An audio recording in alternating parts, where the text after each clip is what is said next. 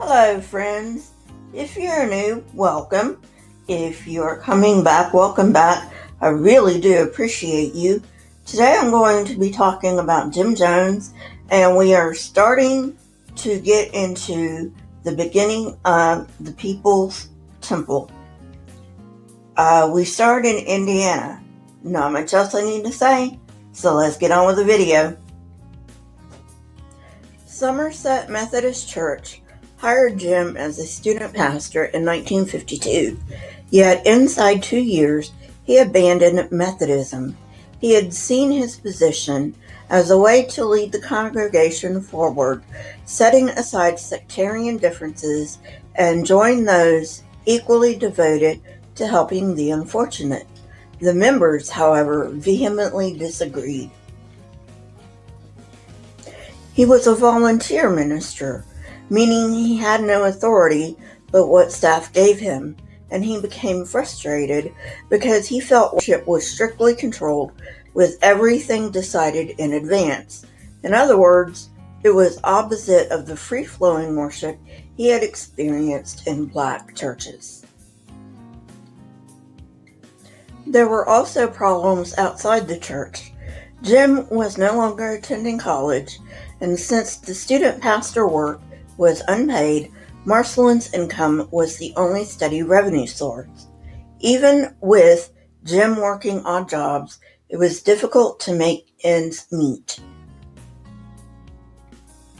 In addition, they wanted to adopt Ronnie Baldwin, having documents drawn up for him to accept and his mother to sign. However, as grateful as he was for their kindness, Ronnie wouldn't agree. At some point, he wanted to be reunited with his mother and his brothers. Marcelin was heartbroken, but Jim was outraged. He seemed to believe that once he did something for someone, that person belonged to him with no right to disagree or leave. After another attempt to get Ronnie back, they decided to adopt an 11-year-old girl named Agnes. Jones was not satisfied with his student pastor position and found an additional outlet in the region's evangelical circuit. He knew about these circuits from attending revivals as a boy. Most of these preachers had no denominational affiliation, instead espousing their own personal faith. These types of events ranged anywhere from a lone itinerant preacher standing on a park bench to well-organized gatherings. One's success on the circuit only depended on the preacher's ability to hold the crowd's attention. This, of course, led to higher amounts of donations. At this time, he still had his duties at Somerset, but in his spare time, he tried preaching at these revivals. He didn't venture out on his own, but opted to attend these prayer meetings and healing services within a reasonable driving distance from his home. Many of these meetings had preachers lined up back to back, so Jones paid close attention.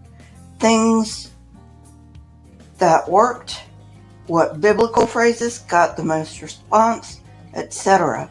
He was particularly interested in healings. He noticed that the ones who were quote-unquote successful had lots of money and fame. However, Jones first impressed the crowd with his memory.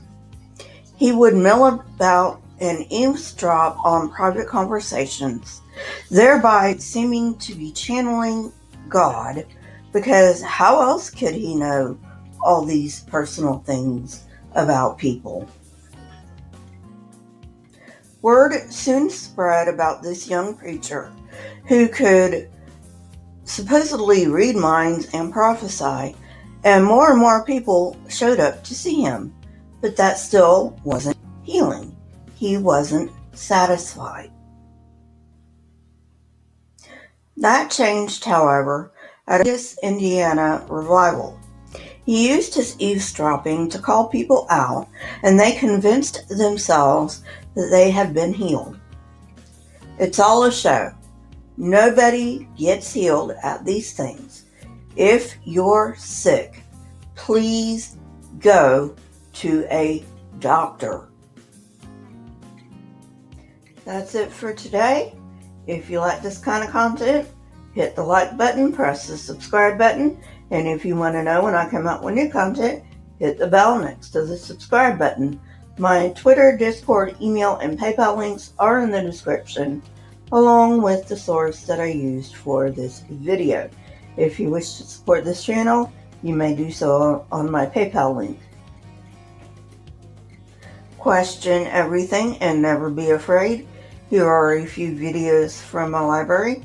If you have not watched them yet, go ahead and watch them and tell me what you think. Until next time, friends, goodbye.